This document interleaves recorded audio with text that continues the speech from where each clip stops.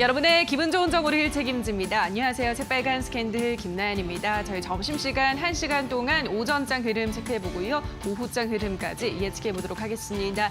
지금 시장에서 가장 새빨간 이슈와 종목 분석을 통해서 우리 시청자분들의 계좌도 새빨갛게 물들여 드리도록 하겠습니다.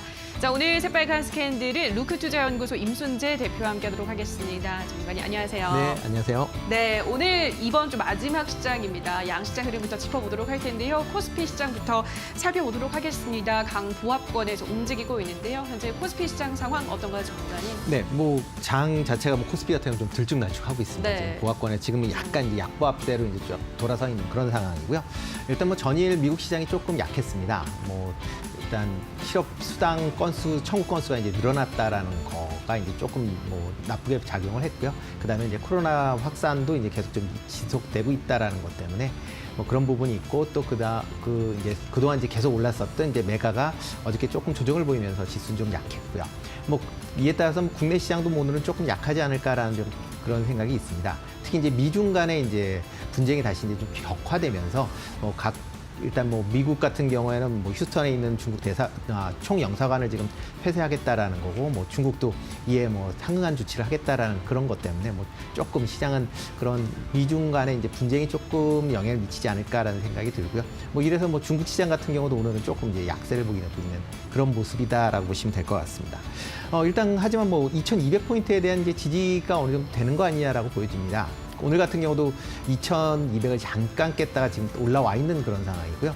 일단 시중의 유동성이 고객 예탁금이 46조 원대에 근접하는 그런 정도의 예탁금을 갖고 있다 보니까 시중에 풍부한 유동성이 일단 시장을 조금 어느 정도 저지하는 거 아니냐라는 생각은 좀 듭니다. 하지만 최근 들어 이제 증시 자체가 조금 변동성이 좀 크다라고 보시면 될 것 같고요. 따라서 한 2,200포인트 그 전후에서 아마 박스권으로 아마 이어질 것 같고요. 혹시 이제 대외적인 이제 악재 때문에 조금 영향을 받을 수 있으니까 지금 같은 경우는 약간 현금 비중을 조금 늘리시는 게 어떨까라는 생각이 좀 듭니다. 기존에 좀 이익을 보셨으면 조금 현금 비중을 조금 늘리셔서 향후에 어떠한 이제 변동 장세에 좀 대비하실 필요가 있지 않나 싶습니다. 네, 미중 무역 갈등이 이제는 또 외교전으로 번지면서 그 갈등이 임계점에 치닫고 있습니다. 그러면서 미증시가 하락세를 보였고 그 영향으로 오늘 우리 시장도 좀 약세를 보여주고 있다고 하셨습니다. 현 지수대에서 좀 박스권 움직임이 예상된다고 하셨으니까요. 지금부터는 현금 비중도 조금씩 늘려가는 게 좋겠다는 설명 전해드렸습니다. 자, 이어서 코스닥 시장 흐름도 살펴보도록 하겠습니다. 코스닥 지수는 일단 800선 위에서 움직여주고 있습니다. 코스닥 시장 상황 어떤가요, 전문가님? 네, 코스닥은 그냥 강보합선이다라고 네. 보시면 될 것 같고요. 어저께 이제 지금 21개월 만에 지금 800으로 다시 맞아요. 800선을 다시 회복을 한 그런 예. 상황이다 보니까요. 일단 800선에 대한 이제 기대가 좀 있다라고 보시면 될 것 같고요. 금일 같은 경우도 코로나 관련된 이제 얘기들이 치료제 관련된 얘기들이 나오면서 지금 바이오 제약주가 이제 상당히 강한 그런 모습을 보이고 있다라고 보시면 될 것 같습니다.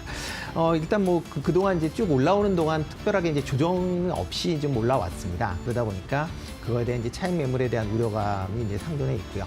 대신 이제 풍부한 유동성이 이제 바탕이 되고 이제 기업 실적들도 단순히 이제 기대감에서 이제 기업 호실적이 나오는 그런 기업들이 그러니까 발표들을 하고 있으니까 그렇게 이제 실적들이 조금 좋아지는 기업 중심으로 해서 조금 관심을 가지실 필요는 있을 것 같고요.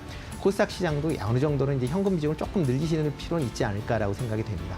그거에 맞춰서 현금 비중을 조금 늘리시면서 이제 그 시장의 이제 주도적인 역할하고 이제 빅 관련되는 그런 종목군 중에서 이제 조정을 보이는 그런 종목군에 대해서는 관심을 계속 가지실 필요는 있지 않나 싶습니다.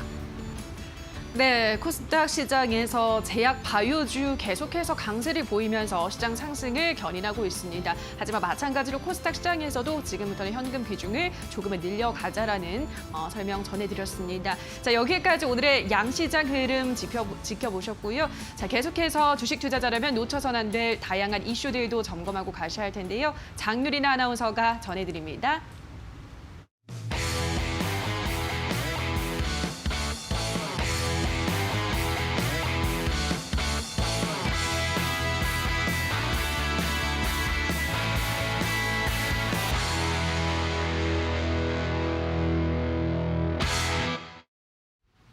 네, 오늘도 새빨간 이슈 5가지 준비했습니다. 먼저 어떤 것들이 있는지 점검해 보시죠. 첫 번째 이슈입니다. 미국 고용 악화에 증시와 유가가 모두 하락하고 있다라는 내용이고요. 다음 이슈는 요즘 고공행진을 이어가는 코스닥에 대한 내용도 살펴보겠습니다. 세 번째 이슈는 LG이노텍과 삼성전기 혼카 날개를 달고 고공행진을 이어갈 수 있을까라는 이야기인데요. 올 하반기 글로벌 경제활동 재개와 함께 스마트폰 수요가 정상화될 것으로 전망이 되면서 스마트폰 부품 대장 중 LG이노텍 그리고 삼성전기 실적에도 파란불이 켜졌습니다. 이와 관련된 이야기 전문가님과 자세히 이야기 나눠보고요. 네 번째는 IPO 대여 카카오게임즈의 코스닥 상장 예비심사 통과 내용입니다. 카카오게임즈 한국거래소로부터 코스닥 상장을 위한 예비심사를 승인받았다고 밝혔습니다. 이와 관련된 이야기도 전문가님과 자세히 나눠보겠습니다. 마지막은 기업계 뉴스인데요. 이와 관련된 이야기는 깊게 나눠보겠습니다. 먼저 자세히 들여다보겠습니다. 첫 번째 이슈입니다.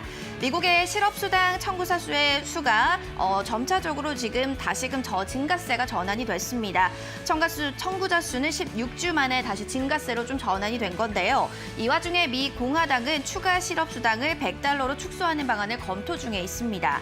이런 고용지표 악화와 더불어서 기술주의 약세로 간밤 뉴욕 증시는 일제히 하락으로 마감을 했습니다. 여기에 함께 국제유가 배럴당 $0.83 하락하면서 41.07%로 장을 마쳤는데요. 이에 돌파구가 없는 건지에 대한 내용 잠시 뒤에도 나눠보겠습니다. 자, 그럼 두 번째 이슈 넘어가 보겠습니다. 거침없는 상승세를 보이고 있는 코스닥 지수에 대한 내용인데요. 어제도 800포인트 선을 탈환했고요. 오늘도 거기 안착하는 모습 나타나고 있습니다. 이 같은 코스닥계의 강세장은 성장주 주도의 패러다임, 거기에 개인 투자자들의 매수 유입세가 맞물린 결과다라는 분석이 나오고 있는데요. 여기에 더불어서 한국판 뉴딜 등 정책 모멘텀이 더해지면서 앞으로 900선 도달 상승 여력은 충분하다라는 이야기도 나오는 만큼 이 지수 체크도 확실히 해주셔야 될 것 같습니다. 마지막 이슈도 점검해 보겠습니다. 기업 뉴스가 될 텐데요. 어닝 시즌답게 오늘도 실적을 발표한 기업들이 많았습니다. 먼저 더존비즈원, 삼성 SDA는 실적을 발표했고요. SOL 역시도 지금 실적을 발표했습니다. 올해 2분기 매출액 보시면 3조 4,518억 원, 영업 손실은 1,643억 원을 기록하면서 전년 동기 대비 매출이 44.8%, 영업이익은 81.5% 감소를 했습니다. SOL은 이번 실적에 대해서 전분기 재고 관련 손실의 규모가 감소하면서 적적폭이 좀 줄었다라고 이야기를 했지만요. 앞으로 3분기 좀 어떻게 될 것인가에 대한 향후 투자자들의 좀 시선이 쏠려 있습니다. 이에 대해서 좀 보시면 정제마진 회복, 거기에 아로마틱 약세와 윤활기유 수요 증가가 전망이 되면서 3분기 조금 더 좀 긍정적으로 보고 있는데요. 이 밖에도 오늘은 현대건설, 또 현대글로비스 등 다양한 실적 발표가 예상되는 만큼 추후 기사들도 빠르게 체크가 필요할 것 같습니다. 지금까지 새빨간 이슈 5가지 정리해드렸고요. 전문가님 좀 더 자세한 분석 부탁드리겠습니다. 네, 오늘의 새빨간 이슈들 확인하고 오셨습니다. 지금부터는 자세한 이슈 분석 들어가 보도록 하겠습니다. 첫 번째 이슈로 코스닥 시장에 관한 이야기를 자세하게 좀 이야기해 보도록 하겠습니다.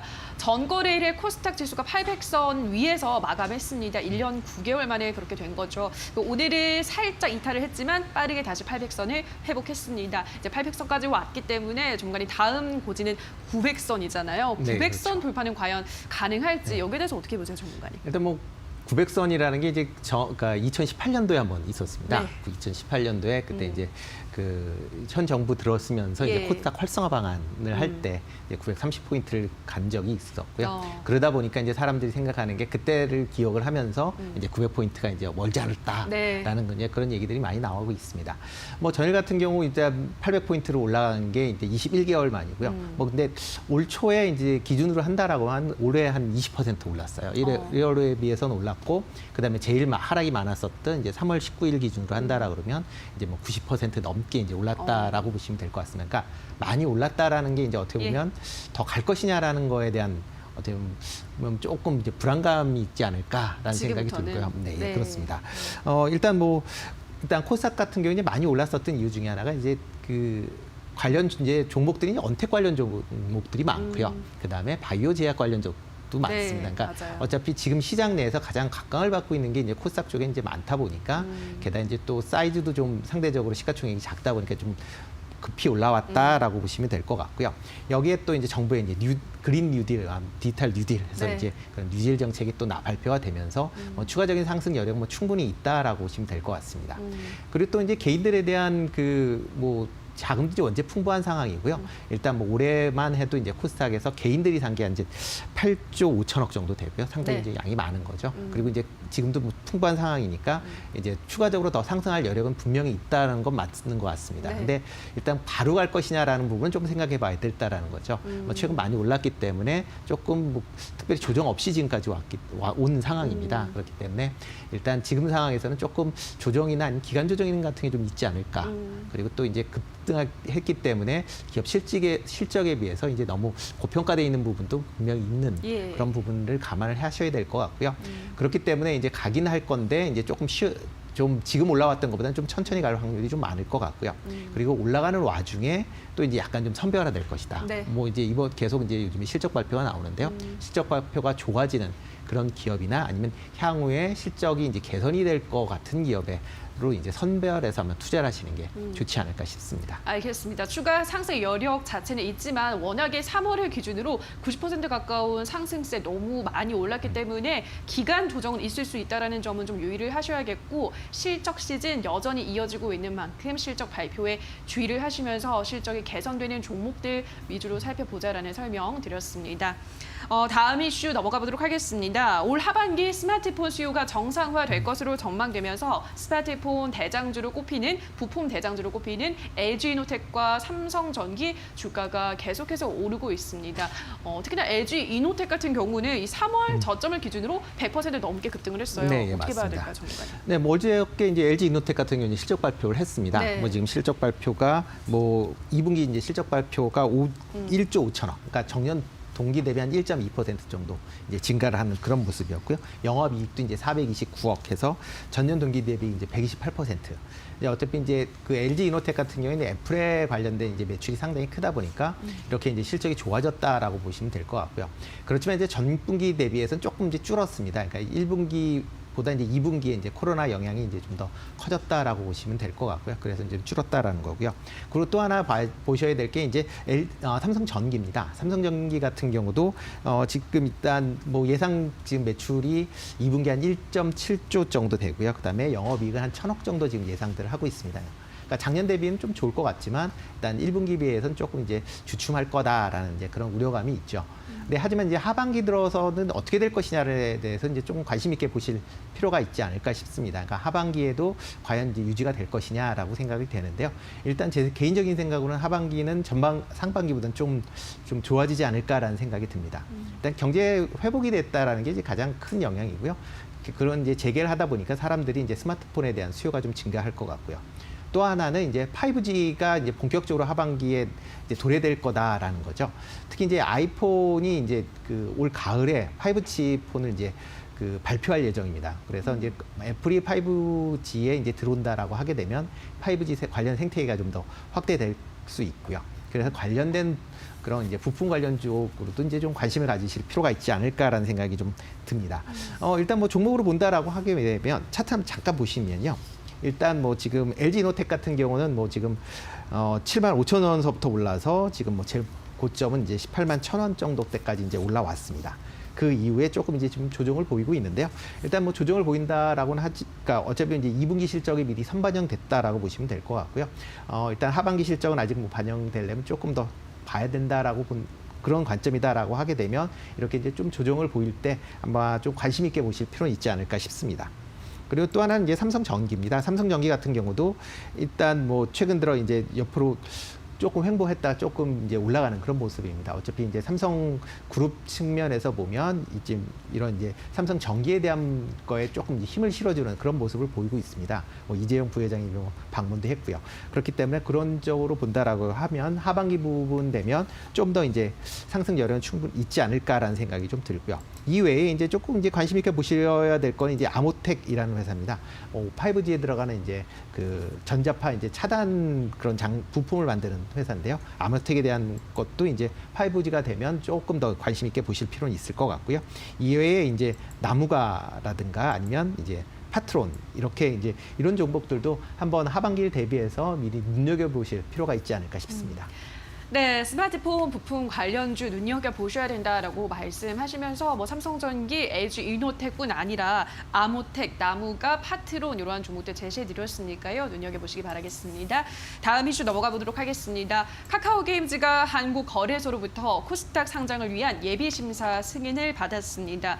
카카오게임즈 올 하반기에 SK바이오팜을 잇는 흥행을 보여줄지 굉장히 기대가 커지고 있는데요. 전문가님 어떻게 보세요? 네, 뭐 일단 SK 바이오팜 때문에 한번 이제 난리를 쳤죠, 어떻게 그렇죠. 보면. 네. 그래서 뭐 그 받으신 분들은 뭐 조금 올랐다라고 하면 약간 빠지 올랐으니까 네. 뭐 그런 부분이 있긴 한데요. 일단 뭐 그에 상응하는 그 하반기 이제 어떻게 보면 이제 최대어죠. IPO 대를 보면 이제 빅히트 엔터테인먼트가 이제 최대어라고 보면 맞아요. 될 것 같고요. 그 다음에 이제 카카오 게임즈라고 보시면 될 것 같습니다. 일단 어저께 이제 카카오 게임즈가 코스닥의 예비 심사를 통과를 했습니다. 그래서 이제 상장 절차를 이제 본격적으로 이제 발의를 할 건데요. 일단 뭐 공모 가격은 공모 주식은 한 1,600만 주 정도 예. 된다라고 보시면 될 것 같고 가격대는 2만 원에서 2만 4천 원 정도. 만약 뭐 일단 상장이 된다라고 하게 되면 한 1조 7천억 정도의 이제 시가총액이 되는 그런 이제 큰 회사다라고 볼 것 네. 같습니다. 뭐 회사 실적이 상당히 좋기 때문에 뭐 그거에 대한 뭐 투자는 많이 이제 이루어질 것 같고요. 그렇게 되면 만약 이걸 못 산다 그러면 이제 관심 있게 봐야 될 종목은 예. 이제 카카오. 어차피 대주주인 카카오하고요. 그렇죠. 그다음에 이제 넷마블입니다. 뭐 그중에 이제 넷마블 잠깐 뭐 말씀을 드리면 넷마블 같은 경우 이제 많이 얘기를 하시는 게 빅히트 엔터의 이제 2대 주주다라는 맞아요. 것 때문에 이제 빅히트 관련돼서만 이제 말씀을 하는데요. 카카오 게임즈에도 지분이 5% 정도 됩니다. 그러니까 5% 정도 되기 때문에 뭐 넷마블 같은 경우 이런 이제 하반기에 IPO가 이제 이루어진다라고 하게 되면 그거에 이제 수혜주가 될 수 있기 때문에요. 그에 대한 좀 관심을 가지시고요. 특히 넷마블은 뭐 IPO뿐만 아니라 일단 상반기에 출시된 게임들도 비교적 선전을 하고 있고요. 하반기에도 뭐 새로운 게임들이 지금 나올 그런 예정들입니다. 그러니까 뭐 지금 조금 그런 기대감 때문에 이제 부분은 있지만 뭐 아직까지는 뭐 추가적으로 더 상승할 여력은 있지 않을까 싶습니다. 알겠습니다. 넷마블이 빅히트 엔터테인먼트의 지분만 보유하고 있는 줄 알았는데 카카오 게임즈의 지분도 한 5% 정도 보유를 하고 있다고 하니까 카카오 게임즈 상장과 함께 이 종목이 또 관련해서 묶일 수 있다고 말씀을 드렸고요. 그뿐 아니라 본업이죠. 게임도 굉장히 잘 만들고 있고 실적도 잘 나오고 있기 때문에 넷마블 관련해서 한번 주목을 해보자라는 설명 전해드렸습니다. 자, 여기까지 오늘의 새빨간 이슈들 루크투자연구소 임순재 대표와 함께했습니다. 전문가님 고맙습니다. 네, 고맙습니다. 네, 오늘의 새빨간 이슈들 다시 한번 화면으로 체크하고 오시죠.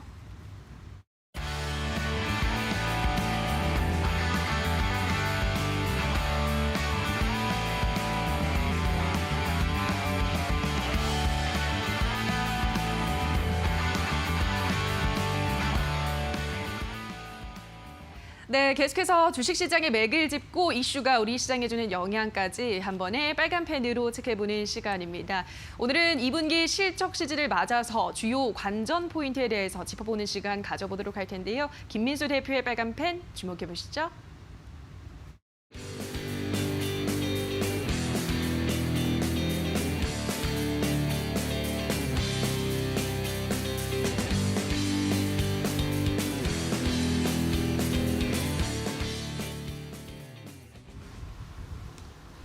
안녕하십니까. 김민수의 빨간펜 시간입니다. 오늘은 시장이 강보합, 약보합을 넘나들면서 어떤 큰 변화를 못 보여준 가운데 시장의 실적 발표 쪽에 계속 포커스를 맞추고 있는 상황들인데요.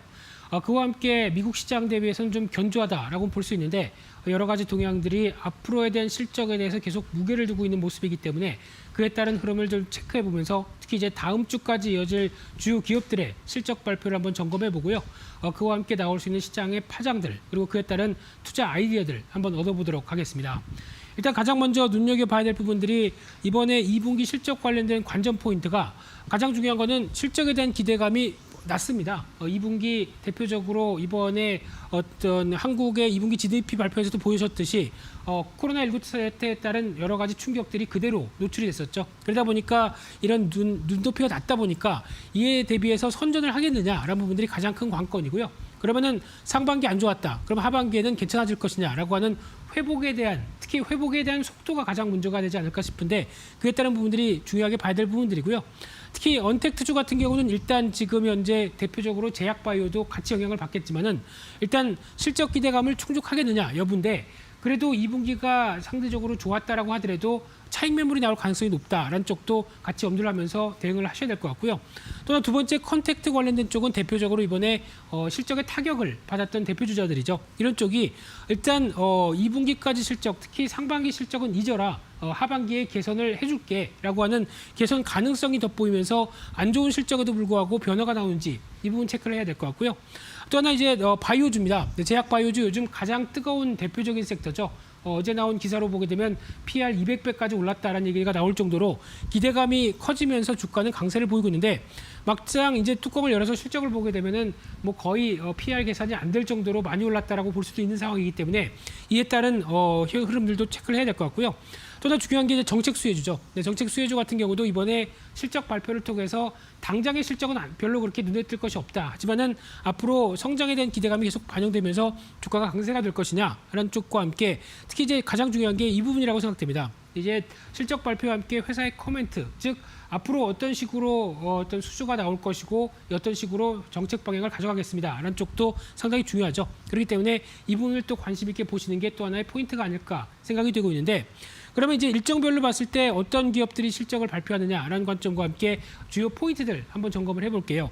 특히 S오일 같은 경우 이번에 실적 발표했습니다. 오늘 일찍 실적 발표를 했는데 적자는 계속 지속되고 있는데 적자 폭이 소폭 더 생각보다 늘었죠. 그런 관점에서 일단 하반기에 3분기에는 개선할 수 있겠다라고 얘기를 하고 있는데 여기서 중요한 게 S오일 같은 경우는 첫 번째가 이제 중요한 게 지금 시류에 맞는 종목이냐라고 볼 수 있는 상황들이죠. 지금 시장은 친환경 쪽으로 가고 있는데 화석 원료를 쓰면서 나오는 대표 주자다라고 하게 되면 약간 시장이 의문을 가질 수밖에 없는 게 첫 번째고요.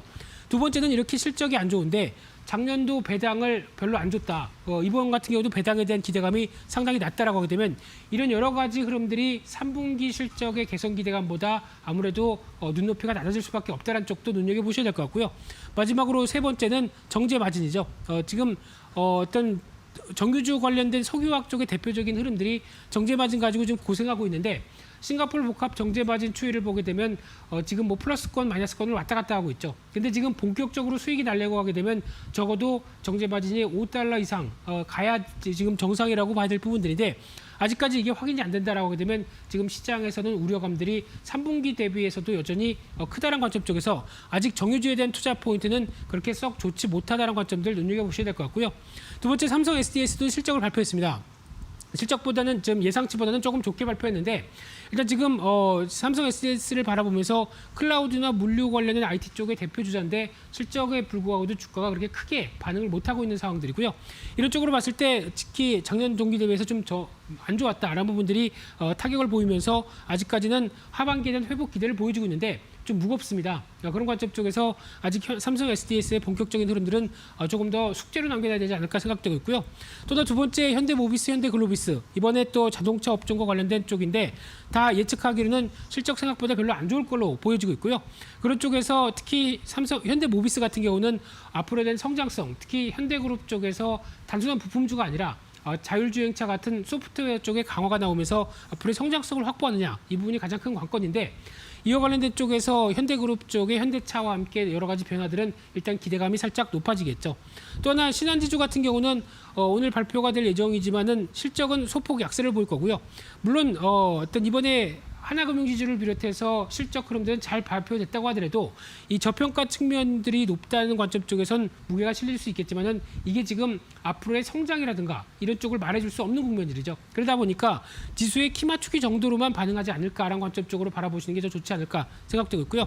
마찬가지로 현대건설 같은 경우도 실적에 대한 기대감이 그렇게 크진 않은데 특히 현대건설은 약점이 하나가 있죠. 지금 시장에서는 거의 남북 경협주로만 바라보고 있는 상황들 쪽에서 오늘 같은 경우는 계룡건설이나 특히 중소형 건설사가 좀 강하게 움직이는데 정부 정책들이 공급 확대 쪽으로 바뀌지 않겠느냐라는 기대감들이 반영되어 있는 측면이라고 봐야 될 것 같고요. 이게 현실화가 되게 되면 일단 우려가 컸던 부분에서 반응이 나오겠죠. 이 부분에 대한 흐름들도 체크를 해야 될 것 같고요.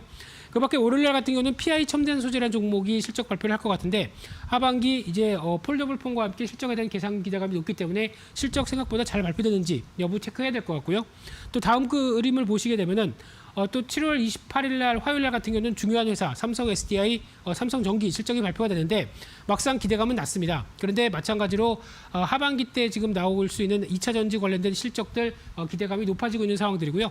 특히 이제 삼성전기 같은 경우는 카메라 모듈 관련된 쪽과 함께 상반기 쪽은 잊어주세요. 하반기에 대한 기대감이 높습니다라는 쪽으로 발표가 나올지에 대한 여부들이 주가의 원동력으로 작용하지 않을까 생각되고 있고요. 그밖에 또 주목해야 될 회사 중에 하나가 LX 일렉트릭, 특히 요즘 상당히 강한 회사죠. 그와 함께 LS 그룹 쪽에 대한 변화가 같이 이어지면서 그린 에너지 사업에 대한 얘기들 계속 주목해야 될 것 같고요. SK 이노베이션은 앞서 말씀드렸던 정유주의 흐름들, 특히 OCI 같은 경우도 어떤 업황은 부진한데 이 그린 뉴딜에 대한 수혜를 받을 수 있는 어떤 비전을 보여주는지 중요하게 봐야 될 것 같고요. 마찬가지로 네이버도 아프리카 TV도 모두 다 생각보다 실적 좋을 어떤 언택트의 대표주자죠. 그런데 실적 발표 후에 매물이 나오는지 여부를 지켜봐야 될 것 같고요. 마찬가지로 7월 마지막 날 LG화학 같은 경우도 삼성 SDI와 비슷하게 지금 시장에서 계속 주목을 하고 있는 상황 쪽에서 2차 전지 관련된 부분의 실적들이 어떻게 나올 것이냐 이 부분을 계속 확인하면서 보셔야 될 걸로 생각되고 있습니다.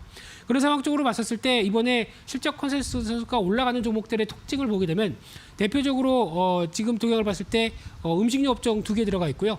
또 카카오라든가 특히 이제 뭐 조이시티나 뭐 알소프트 이런 쪽이 아무래도 지금 눈높이가 올라가는 게 언택트 관련된 종목들이 거의 대다수를 차지를 하고 있죠. 그런 관점 쪽에서 실적에 대한 기대감은 높아지고 있는데 이 부분이 막상 좋게 발표됐을 때 3분기까지 연장될 수 있느냐라는 여부들에 대해서 고민을 한다라고 하게 되면 이 부분에 대한 어떤 주가 참여라도 같이 나올 수 있겠다는 쪽에서 실적 발표도 같이 눈여겨보셨으면 좋겠고요. 그럼 이 중에서 또 관심주를 찾는다라고 하게 되면 일단 가장 먼저 눈여겨볼 수 있는 게 실적 기대감이 높아지고 있는 대표주자가 이 노바렉스라고 볼 수 있는데 제약바이오주가 뜨거운데 어떤 기능성 식품 쪽에서 건강기능성 식품 쪽에서도 여전히 성장을 한다. 특히 면역성은 이제 어떤 코로나19 사태로 인해서 주된 관심사로 떠올랐다라고 하게 되면 이에 따른 기대감이 높고요. 2분기 영업이익도 한 34% 증가한 59억대로 나오면서 중장기적인 관점 쪽으로 본다라고 하게 되면 오히려 시장은 그렇게 지금 주가 위치에선 긍정적으로 볼 가능성이 높지 않을까라는 관점 쪽에서 목표가는 1차로 한 45,000원대, 손절가는 33,900원대로 대응한 전략에 포커스를 맞추고 싶고요. 두 번째 종목은 실적 기대감이 높은 또 하나의 종목이 슈핑앤코리아 같습니다. 2분기 영업이익이 한 72% 증가한 148억으로 발표될 가능성이 높고요. 올해 영업이익도 한 50% 이상 증가할 가능성이 높은 상황들인데 특히 이제 스마트폰 액세서리 관련된 전문 쪽이다라고 하게 됐었을 때 애플이 이제 번들 내에서 액세서리를 포함하지 않겠다는 쪽이다 보니까 성장에 대한 기대감이 높고요. 게다가 또 애플에 대한 신제품 효과 올해도 기대를 한다라는 관점 쪽에서 주가에 대한 그리고 실적에 대한 기대감이 높아지고 있는 게 현실인데 따라서 목표가는 1차로 한 75,000원대, 손절가는 58,000원대로 대응한 전략 쪽에서 또 하나의 실적 흐름들의 발표를 눈여겨보자 이렇게 정리해서 말씀드리겠습니다. 그래서 오늘 앞으로 발표될 주요 기업들의 실적을 보면서 특히 실적 발표와 함께 차익 매물과 어떤 시장의 분위기가 바뀔 수 있는지 여부들도 같이 염두해 주시면서 시장 흐름 대응하는 게 중요하겠다. 이렇게 정리해서 말씀드리겠습니다. 오늘 준비한 내용들 여기까지 해서 말씀드리고요. 또 다음 주 찾아뵙도록 하겠습니다. 감사합니다.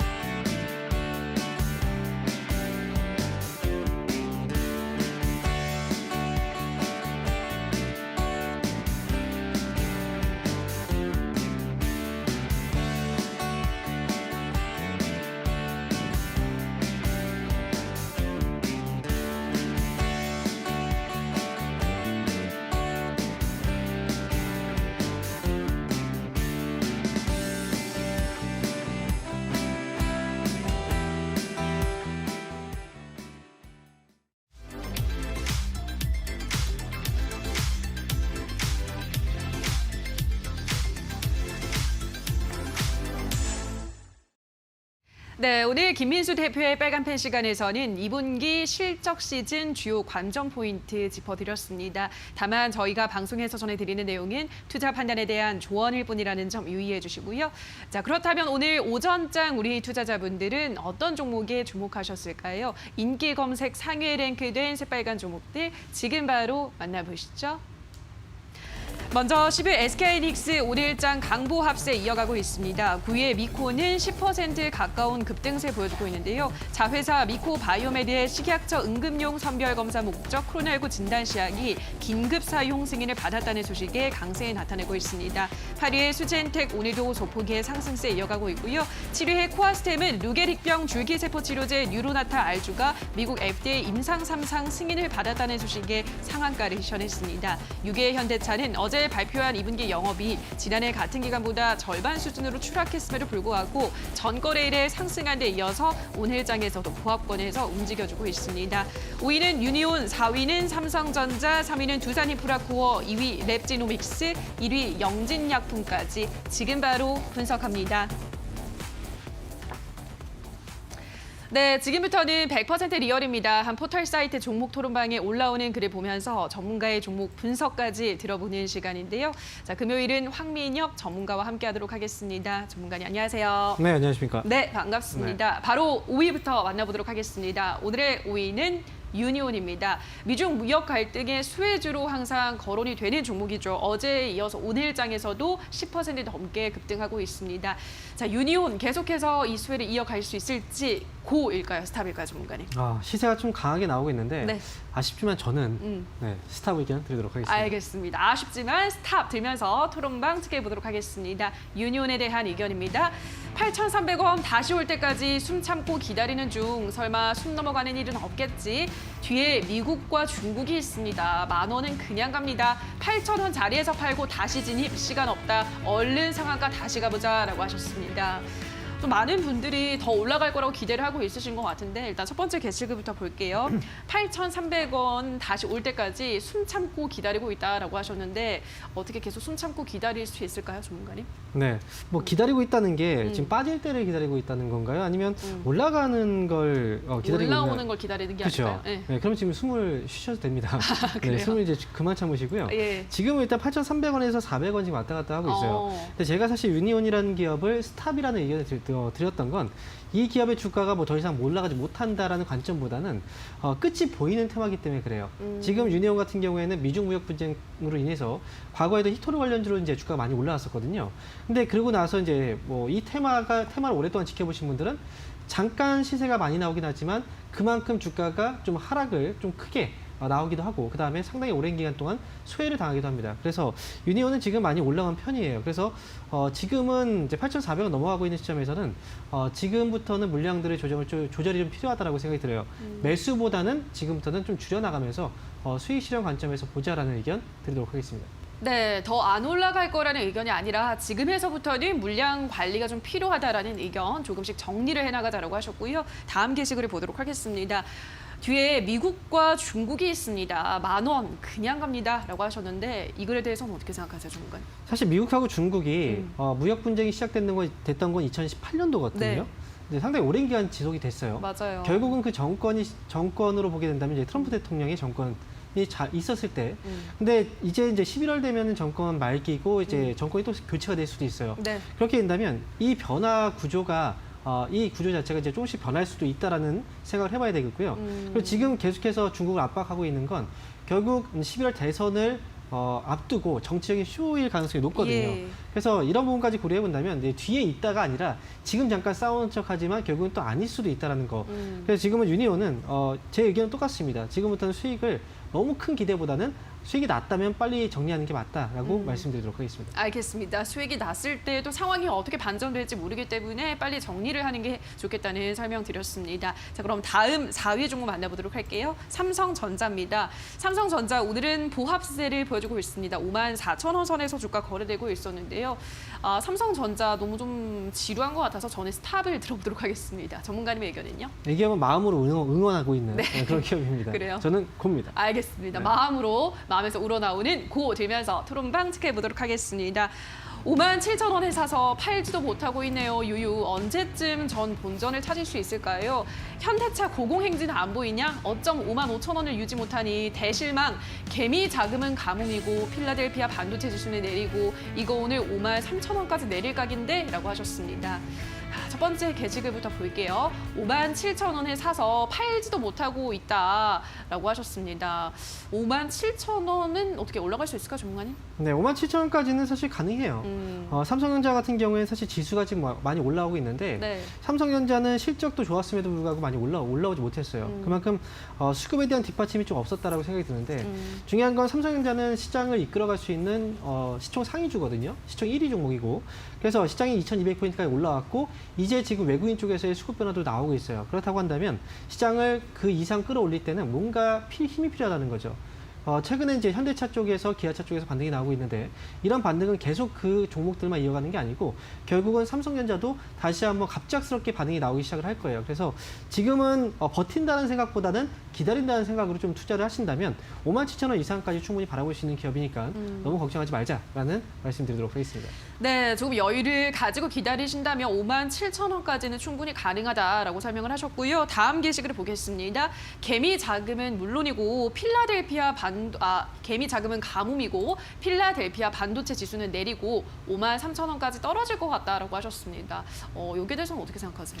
사실 요즘에 개인 자금이라고 지금 얘기를 많이 하시는데 네. 아무래도 이제 동학 개미 운동이라고 해서 최근에 국내 증시에 개인들 자금이 많이 들어왔어요. 맞아요. 그래서 개인 자금이 뭐 지금 좀 줄어들고 있다, 매수 자금이 줄어들고 있다 이런 표현 같은데 사실 그게 정상적인 거예요.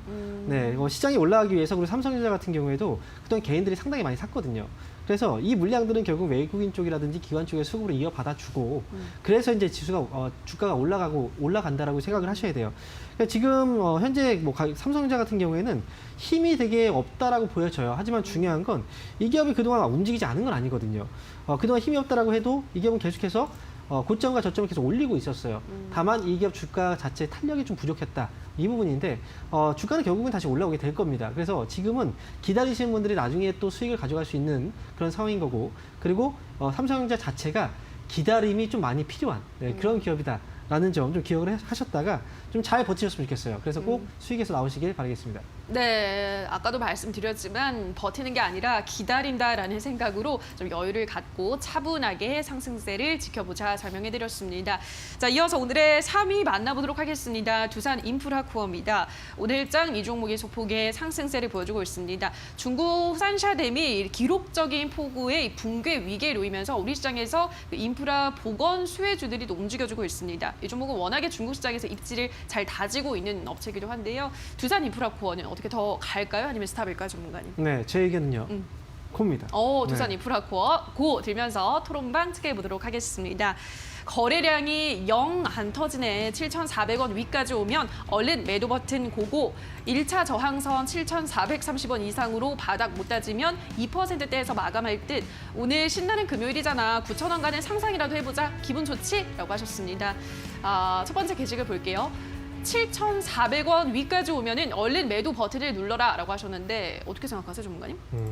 사실 지금 두산인프라코어라는 기업이 개인 투자자분들이 이제 이 기업에 투자를 많이 했었어요, 네. 과거부터. 근데 제대로 된 수익을 내보신 적이 없을 거예요.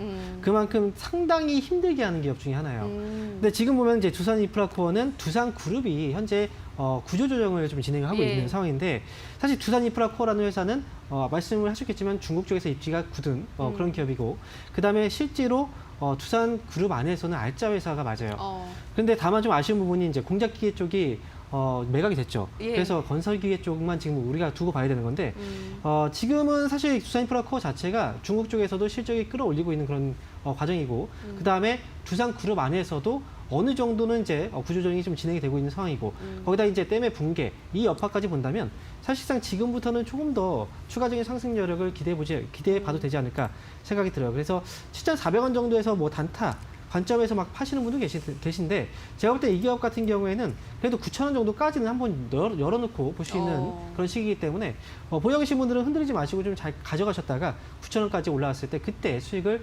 내보시는 게 어떨까 이렇게 말씀드리도록 하겠습니다. 네, 두산그룹 자체가 좀 구조조정을 겪으면서 좀 혼란스러운 상황이긴 한데 그래도 두산인프라코어는 그중에서 알짜 자회사기 때문에 또 뭐 지금 댐 붕괴 여러 가지 이야기도 나오는 만큼 9,000원까지는 열어둘 수 있겠다라고 설명하셨고요. 다음 게시글 보도록 할게요. 아, 1차 저항선 7,430원 이상으로 바닥을 못 다지면 2%대에서 마감할 듯이라고 하셨습니다. 1차 저항선 7,430원은 맞나요, 전문가님?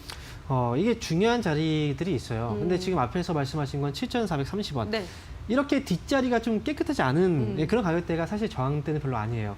그래서 우리가 이제 저항대를 보게 된다면 이제 지지와 저항이라는 자리를 놓고 보면 항상 좀 깔끔하게 떨어지는, 즉 심리적으로 변화가 생길 수 있는 그런 가격대를 저항과 지지 가격이라고 하거든요. 그런 의미에서 보면 두산인프라커 같은 경우에 위쪽으로 열어놓고 봤을 때 8,000원 정도 자리 이 가격대가 저항대라고 보시면 돼요. 7,400원대가 아니고요. 그래서 위쪽으로 8,000원 가격대를 올라오게 된다면 9,000원까지는 분명히 좀 순조롭게 가지 않을까 생각이 들고요. 8,000원대 위로 올라왔을 때 제대로 이제 시세가 나오지 못하면 그때 정리하셔도 사실 늦진 않아요. 그래서 지금 저항대를 봤을 때는 7,400원대가 아니라 8,000원대라는 거 좀 명심하셨으면 좋겠습니다. 네, 저항선은 8,000원이다라고 하셨고 8,000원을 돌파해 준다면 9,000원까지 노려보자 설명드렸습니다. 자, 이어서 오늘의 2위 랩지노믹스 보도록 하겠습니다. 최근 진단키트 관련주들 연이어서 급등하고 있습니다. 랩지노믹스도 오늘 장에서 큰 시세를 내뿜고 있습니다. 4만 원도 뚫어냈는데요. 자, 여기서 더 올라갈지 고일까요, 스탑일까요, 전문가님? 제가 볼 때는요. 랩지노믹스의 경우에는 스탑이 맞다고 생각합니다. 알겠습니다. 랩지노믹스 스탑 들면서 토론방 체크해보도록 하겠습니다.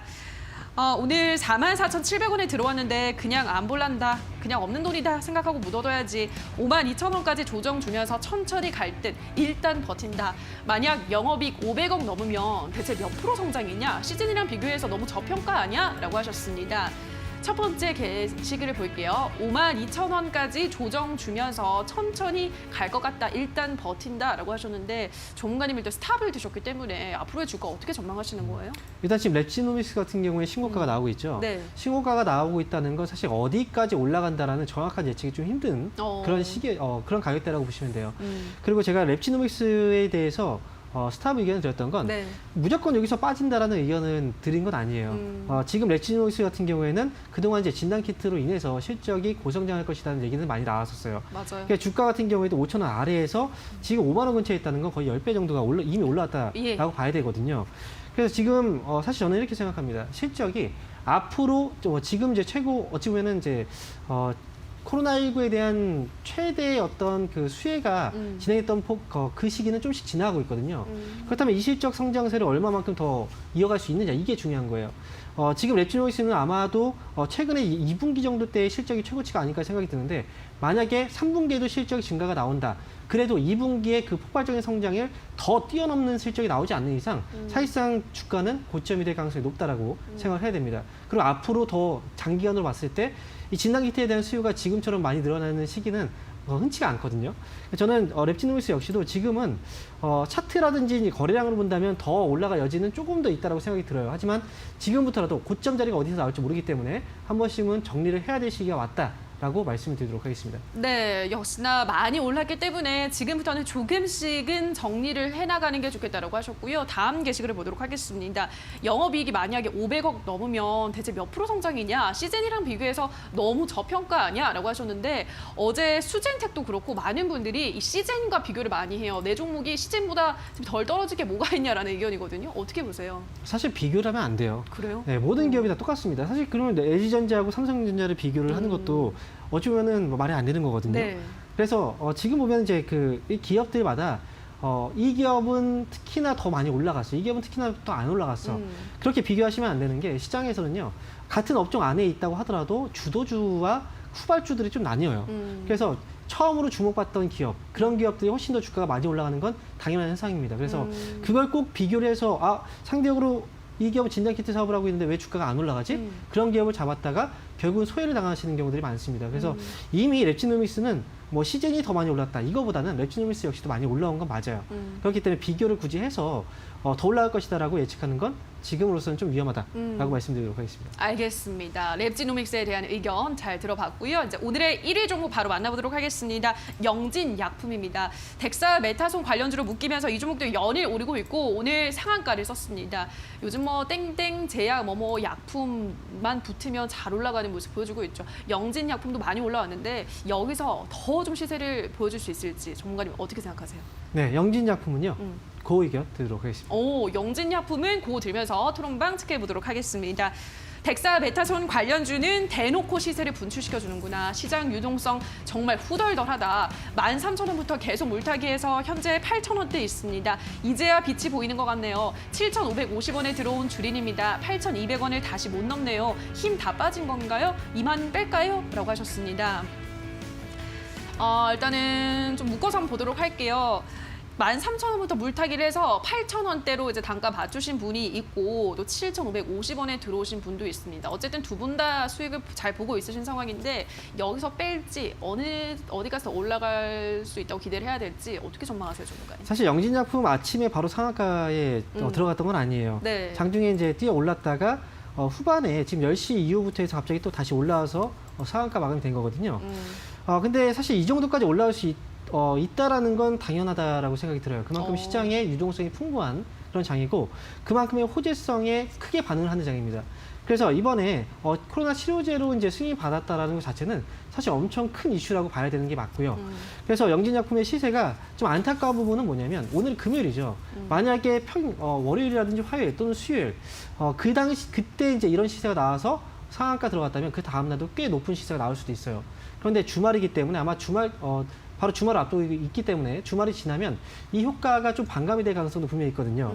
그래서 저는 영진약품에 대해서는 지금 보유하고 계신 분들은 추가적인 상승 나오면 월요일장에 갭으로서 떴을 때 추가적으로 올라가느냐 떨어지느냐. 만약에 추가 올라간다면 조금 더 보유하셨다가 수익을 좀 더 키워가시는 전략이 맞고요. 만약에 갭으로 떴다가 밀린다. 그러면 수익 실현하자라는 의견 드리도록 하겠습니다. 네, 영진약품까지 오늘의 새빨간 종목들 만나보셨는데요. 전문가의 의견을 다시 한번 화면으로 체크하고 오시죠.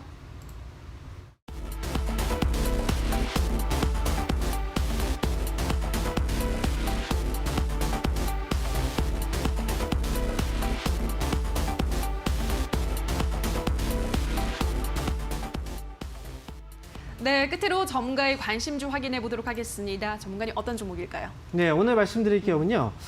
최근에 시장에서 많이 이슈가 되고 있는 바로 그린리디 관련주, 바로 한솔 테크닉스라는 회사에 대해서 말씀드리도록 하겠습니다. 태양광 모듈 쪽 사업이 좀 부각이 되면서 최근에도 주가의 흐름이 조금씩 나오기 시작했는데 아무래도 시장에서의 유동성 자체가 결국은 이제 테마 쪽에 많이 의존도가 높아요. 그러다 보니까 그린리디 정책주들이 시세가 계속해서 고루고루 나오고 있는 모습이고요.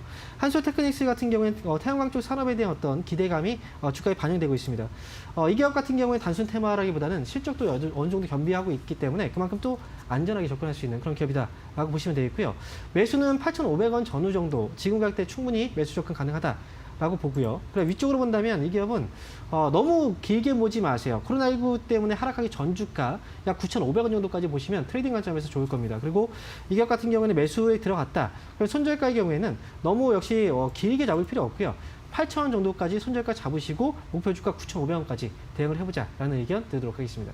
네, 오늘의 관심주 한솔 테크닉스입니다. 가격 전략까지 잘 참고해 보시기 바랄게요. 여기까지 오늘의 새빨간 스캔들 황민혁 전문가와 함께했습니다. 전문가님 고맙습니다. 감사합니다. 네, 새빨간 스캔들 저희가 준비한 순서는 여기까지입니다. 저희가 방송에서 전해드리는 내용은 투자 판단에 대한 조언일 뿐 해당 종목의 상승과 하락을 보장하지는 않는다는 점 유의해 주시기 바랍니다. 저희는 다음 주 이 시간에 다시 찾아오도록 하겠습니다. 오늘 방송 함께해 주신 여러분 고맙습니다.